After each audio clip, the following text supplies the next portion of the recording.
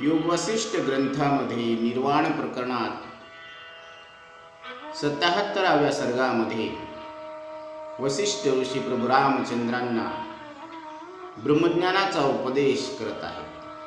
त्या अंतर्गत चुडाला आख्यान ही कथा गुरुदेव सांगतात. मनिम्या भाविले थोर कष्टाविले नुसधे शब्द ज्ञान काय कीजे. माझ्या मनाले हे पटले की मोठ्या कष्टाने झालेल्या शाब्दिक ज्ञानाचा काहीच उपयोग नाही. मागे जे राजे राज्यही त्यागुनी सुखा लागी वनी आले असती. तैसाच मी राज्य त्यागुनी आलो करिता शिनलो बहु कष्ट. कोणते करावे काय न करावे हे चिनो हे ठावे मज लागी. वाऊगीची कष्ट मी की जे केले तेने शीन झाले सुख नाही. राजा शिखिध्वज सांगत आहे, मागे ज्या ज्या राजांनी राज्याचा त्याग करून सुखासाठी वनात गेले त्याप्रमाणे मी सुद्धा राज्याचा त्याग करून इथे आहे. कठोर तप करून हताश परेशान झालो. काय करावे किंवा काय करू नये याचेच मला ज्ञान नाही. म्हणून जे प्रयत्न केले त्यामुळे मला सुख तर झालेच नाही, उलट दुःखच भोगावे लागले. शीत उष्ण सुख दुःख की आपदा न देखेची कदा देहाकडे.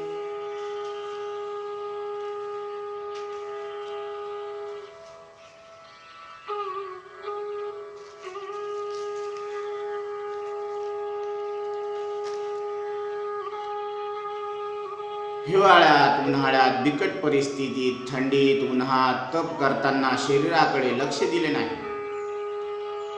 पावसाळ्यात कंठा इतक्या पाण्यात उभे राहून डोक्यावर पाणी पडत होते. उन्हाळ्यात सगळीकडे अग्नी पेटवून मधात उभे राहिलो. सगळे शरीर उष्णतेने तापून निघाले. भांग पिऊन एके ठिकाणी उभा राहिलो. काही दिवस एके ठिकाणी काही काळ बसून तप केले. अकंठ राहिलो उदकी शीतकाळी पर्जन्य सकळे शिरी होत. उष्ण काळा माझी पंचाग्नी साधन काढिला भाजुनी देह अवघा. धूम्रपान केले उभाची राहिले न उठता बैसलो काही काळ. संध्या स्नान केली जे कर्म आपुले अग्निशी पूजित यथाविधी. स्नान संध्यादी कर्म करून अग्निदेवतेचे विधिवत पूजन केले. जप पुरश्चरणे आणि केले ध्यान परिसमाधान झाले नाही. जप आणि ध्यान करून सुद्धा मला समाधान सुख मिळाले नाही.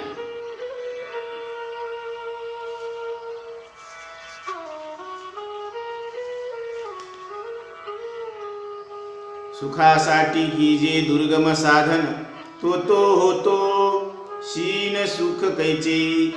असो स्वामी झाले ते होऊन गेले आता पुढे केले पाहिजे काय. गत गोष्टी काही मागुती येतसे होणे जैसे जैसे तैसे झाले. सुखप्राप्तीसाठी मी अवघड साधन केले.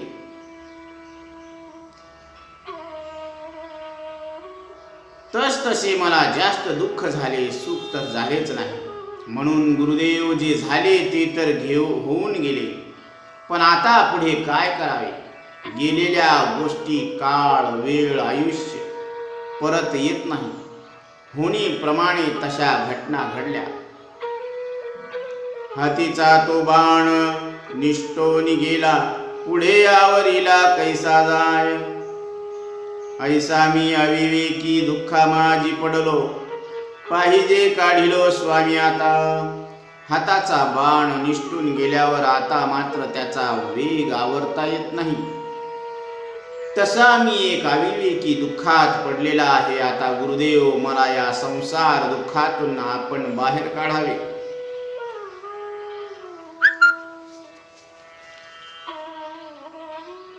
अहो स्वामी राया मजायसे वाटते कष्टही सर्व ते फळाले, उपोषणांती पारणे होतसे, कष्टांतीही तैसे देखी चरण, हितुके म्या जे जे कष्ट करुणिया, जोडिले पाया मज वाटे. गुरुदेव, मला असे वाटते की ते सगळे प्रयत्न आज फळाला आले. उपवासानंतर दुसऱ्या दिवशी पारणे होत असते, तसे कष्टाचा अंत होऊन तुमच्या पायाचे दर्शन झाले. जे जे कष्ट मी केले त्याचेच फळ म्हणून मला तुमचे दर्शन झाले.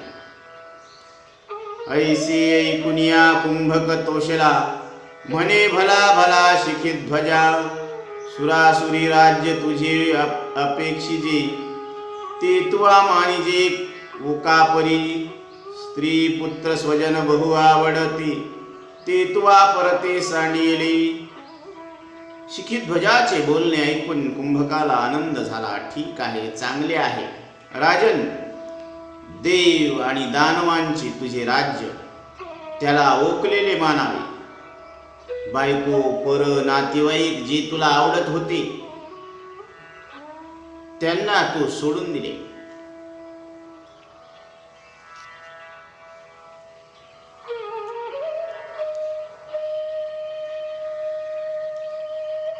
सर्वालागी देह बहुत आवडे, त्याचे तुवा मढे केले राया. राजन, सर्वांना हा देह खूप आवडतो आणि त्याचाच तो मुर्दा करून टाकला. धन्य तुवा केले जपतप कर्म, अंतरी सकाम न होऊनी. राजन, तू धन्य आहे. तू जप तप कर्म निष्काम बुद्धीने केले, म्हणजे फलाची अपेक्षा न करता केले. तयाचे हे फळ अंतरशुद्धी झाले, सहजे दुणावली विरक्ती. आम्ही तुझ पूर्वी धिक्कारिले असे, प्रयोजन कैसे तिची ऐकी. निष्काम कर्माचे फळ तुझे चित्त शुद्ध झाले आणि वैराग्य सहजच वाढत गेले.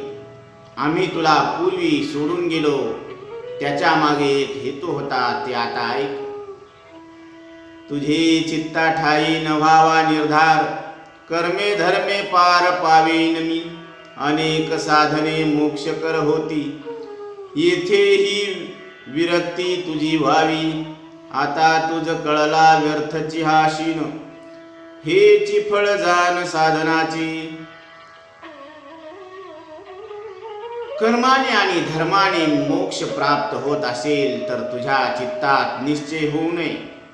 अशी मोक्षाची अनेक साधने आहेत, तिथून सुद्धा तुझी विरक्ती व्हावी. आणि तुला आता कळून चुकले की हा सगळा व्यर्थ शीन आहे, हेच या साधनाचे फळ आहे.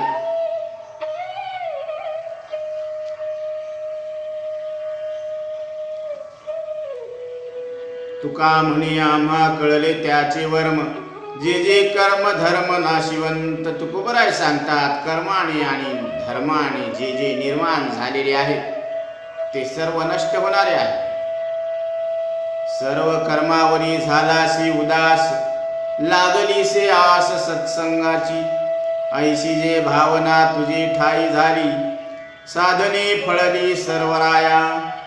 दीननिशी तुझे अंतर गुरुपदी, अंतकरण शुद्धी झाली राया. ऐसा आम्हालाही कळला वृत्तांत, यास्तव धावत भेटी आलो. सर्व कर्मावरची आसक्ती निघून गेली आणि संत संघाची ओढ तुला लागली. अशी जी भावना तुझ्या ठिकाणी उत्पन्न झाली, त्यामुळेच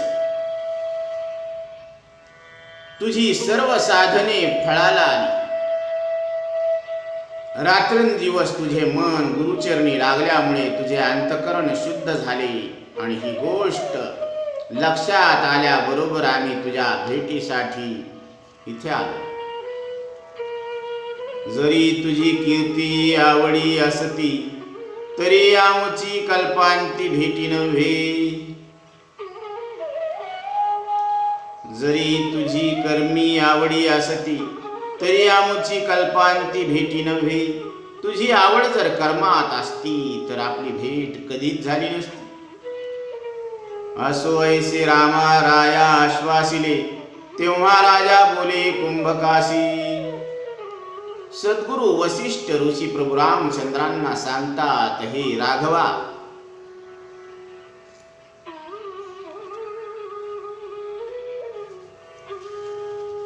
शिखीध्वजाला असे आश्वासन दिल्यावर तो कुंभकाला म्हणू लागला, अगा महाराजा, परिसावी प्रार्थना, स्वामीच्या चरणा शरण मी, कोणत्या उपाये मज सुख होय आणि भव भय नासे सारे. काय कैसी करू न करू काय ते, सांगावे समजते स्वामी राया. विनंती रायाची कुंभके परिसोनी, संक्षेप वचनी बोलत असे. महाराज, माझी प्रार्थना ऐकावी. मी तुमच्या चरणी शरण आलो. कोणत्या उपायाने मला सुख होईल आणि सर्व जन्म मृत्यूची भीती नष्ट होईल. काय करावे आणि काय करू नये हे सविस्तर मला सांगावे. राजाची ही विनंती ऐकून कुंभकाने थोडक्यात सांगितले, कर्मे सुख नाही स्वधर्म देहाचा, त्यागेवी न कैचा मोक्ष जोडी. कर्मात सुख नाही, देह धर्माचा त्याग केल्याशिवाय मोक्ष मिळत नाही. पुत्राची योगी म्हणती लोक जोडी, तेही सर्व वेळे त्यागेवीन. पुत्र प्राप्त झाल्यावर लोक म्हणतात, याने सगळे कमवले, परंतु त्यागा वाचून ते सगळे वेडेच आहेत.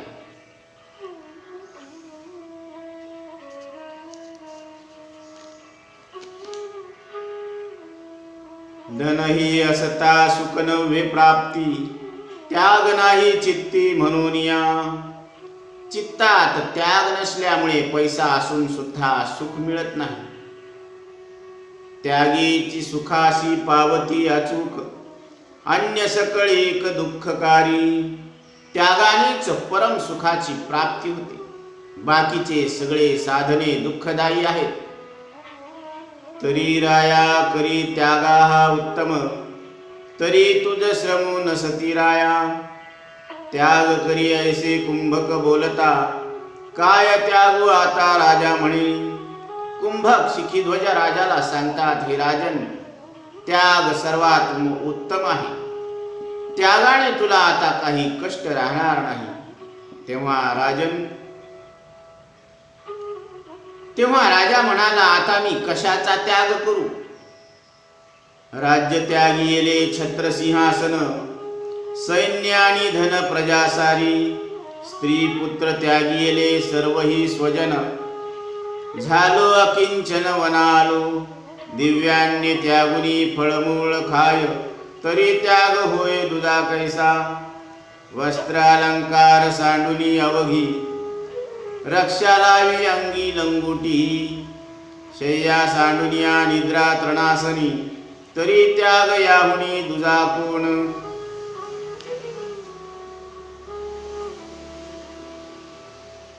शिखीध्वज राजा कुंभकाला म्हणू लागला, मी छत्र सिंहासन राज्य या सर्वांचा त्याग केला.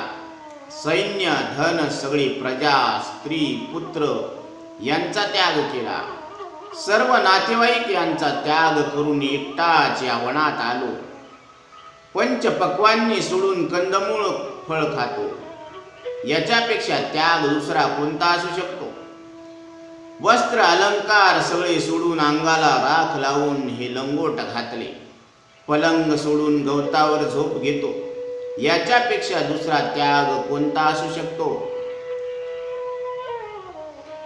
ऐसे हे ऐकता कुंभक विचारी, राजा हा निर्धारी परममूढ.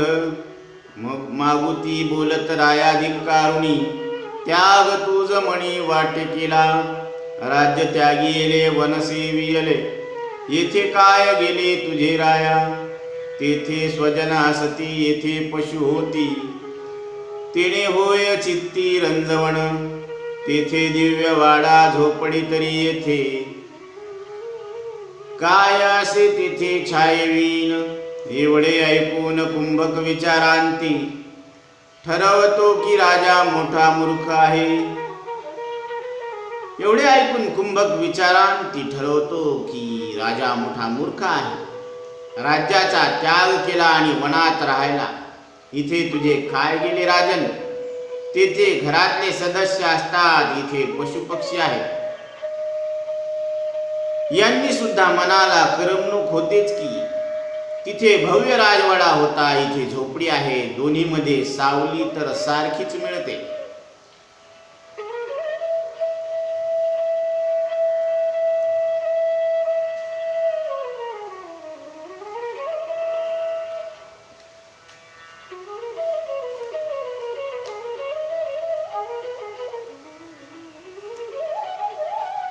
तेथे होती शय्या, येथे तृणासन. झोपती समान दोन्ही ठाई. दिव्यान्न खाता अथवा फळमूळ, तृप्ती तो केवळ एकासी. तेथे सेवकजन, येथेही इंद्रिये, तरी सांगे काय गेले राया.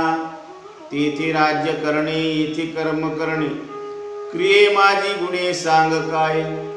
तेथे सेवकजन, येथेही इंद्रिये, तरी सांगे काय गेले राया. राजन तेथे पलंग होता, इथे गवत. पण झोपल्यावर दोन्हीकडे सारखीच झोप येते. पंचपक्वान्न आणि कंदमूळ यात तृप्ती मात्र केवळ एकच आहे. तेथे सेवक होते, इथे इंद्रियरूपी सेवक. मग कमी काय झाले राजन? तिथे राज्य करणे, इथे कर्म करणे, क्रिया या गुणात काय फरक झाला? तेथे मुकुटासी, इथे जटाशिरी. ओझे दोही परी सारिखेची. वस्त्र परिधान, येथे कौपिन, परी आच्छादन एकरूप. तेथे वस्तुजात म्हणती संसार, येथे काहा केर जमा केला. काष्टाची ती पात्रे अथवा भोपळा, भस्म गोळा माळा मिळविल्या. फळमुळांची पाले, दुरडी फुलांची, चर्मे ही पशूंची मिळविली. ऐसा हा संसार राया मिळविला, प्रपंच हा राया गेला कैसा.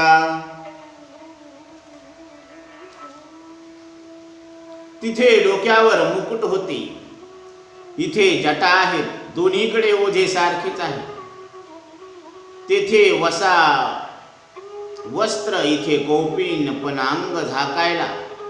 तिथल्या वस्तू संसार म्हणतात, मग इथे हा कचरा कशाला जमा केला. लाकडी भांडे, भोपळा, भस्म, माळा, फळांची पाने, फुलांची दुरडी, पशूंचे चमडे, असा हा संसार जमा केला. राजन प्रपंच कसा गेला.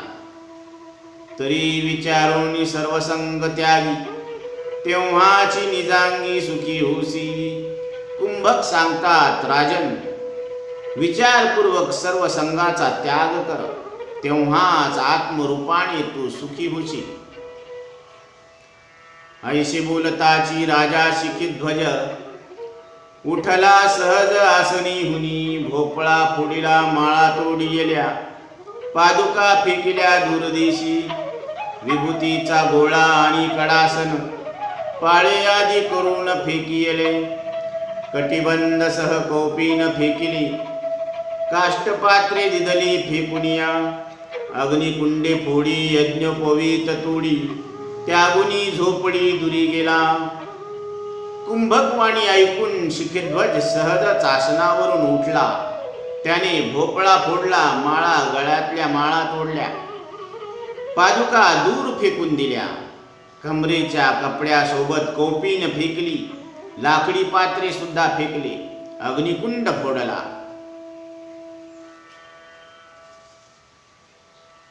आणि झोपडीला सोडून दूर गेला. ऐसे कुंभक पाहे आपुले दृष्टीसी, म्हणे हा उपेशी हेकडासी. तेव्हा मग उठोनिया कुंभकानी, तया जवळी म्हणे येऊनिया. माळा कौपीन हे अथवा आसने, की त्या गीता जाती रुसोनिया. नघेशी फळहार तरी वृक्ष काया, घे घे म्हणून पायवंदितील. कुंभकाने हे दृश्य स्वतःच्या डोळ्यांनी पाहिले आणि म्हणाला, हा अपयशी हे काळ आडमुठ आहे. मग कुंभक उठून राजाकडे गेला आणि म्हणाला, गळ्यातल्या माळा, अंगावरची कौपीन किंवा आसन हे टाकून तू रुसून जातो आणि तू फळ नाही खाल्ले तर झाडे तुला घे म्हणून पाया पडतील का? आधीच हे सर्व तुझहून वेगळे, आधीच हे सर्व तुझहून वेगळे, असता त्यागिले तुवा कैसी. राजन, ह्या सर्व वस्तू आधीच तुझ्याहून वेगळ्या आहेत. असे असताना तू त्याग कशाचा केला? त्यागायाची वस्तू नाही त्यागीली, वरी वरी दाविली विरक्ती हे.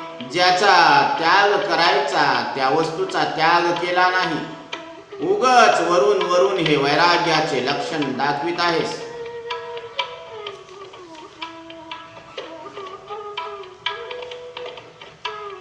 धन देऊ ठेवून या जळची सोडिले, तैसे तुवा केले सत्यराया.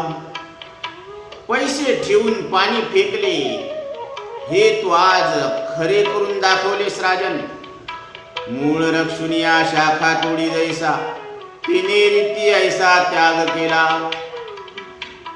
राजन, झाडाची मुळे तशीच ठेवली आणि फांद्या तितक्या तोडल्या, अशा पद्धतीने त्याग केला.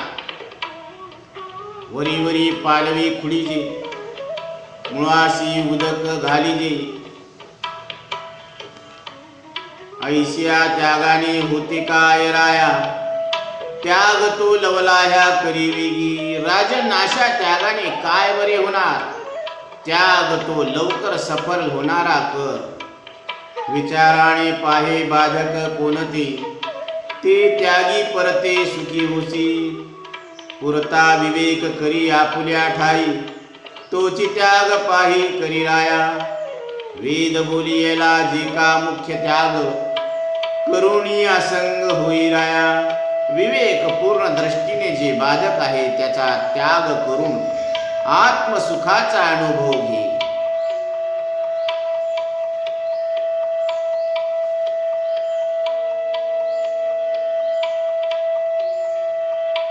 ऐसे कुंभकाचे वचन ऐकुनी, विचारिता मनी होय राजा.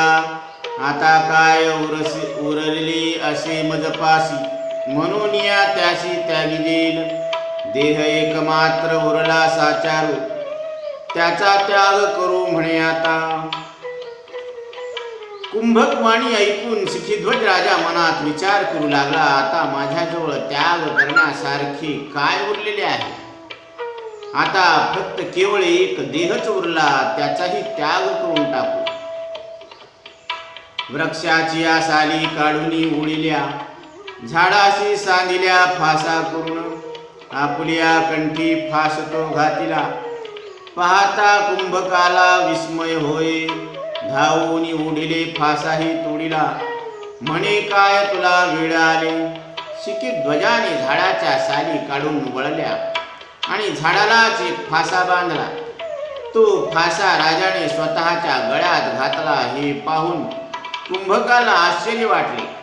कुंभकाने पळत जाऊन राजाला ओढले आणि फासही तोडला. कुंभक म्हणाले, तुला वेळ लागले की काय?